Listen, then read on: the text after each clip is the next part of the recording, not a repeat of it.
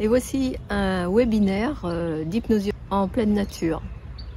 On m'a demandé aujourd'hui de donner une définition de l'hypnose. C'est pas une chose facile car il y en a beaucoup. On définit habituellement l'hypnose comme un état de conscience modifié où le sujet va fixer un nombre limité d'informations.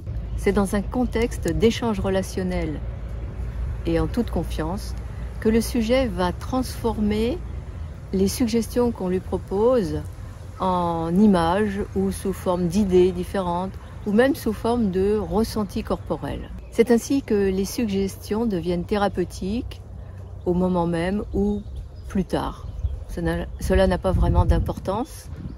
L'hypnose est donc une thérapie qui s'intègre dans l'ensemble des spécialités médicales, mais aussi en psychologie. On peut dire que c'est une thérapie alternative ou plutôt intégrative.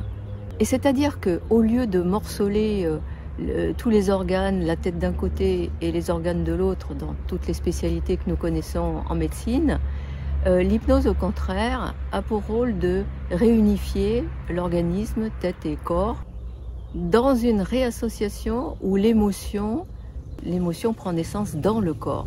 On attend de l'hypnose que le patient ressente dans son psychisme ou dans son corps quelque chose de différent. Alors au final, est-il intéressant de définir ce qu'est l'hypnose? Et comme dit un Afghan du siècle dernier, Idriss Shah, est-il nécessaire de connaître la formule chimique du pain pour se nourrir? Il faut reconnaître que l'hypnose fonctionne et ne laisse pas indifférent celui qui s'y prête. Alors voyons maintenant les indications, elles sont très nombreuses. On va faire un petit résumé. Vous le savez, l'hypnose est très utile dans la douleur aiguë, mais aussi dans la douleur chronique. On l'utilise aussi dans l'anxiodépression, dans les phobies et tout ce qui est dans toutes les personnes qui sont dans le contrôle. L'hypnose est aussi très utile dans les addictions, quelles qu'elles soient. On nous demande souvent l'addiction au sucre, problème du tabac et bien d'autres addictions. Et l'hypnose est utile aussi pour augmenter la confiance en soi.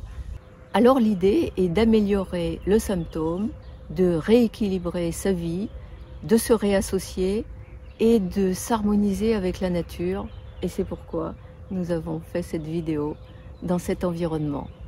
Alors, si cela vous a plu, n'hésitez pas à poser vos questions si nécessaire et à faire un petit like.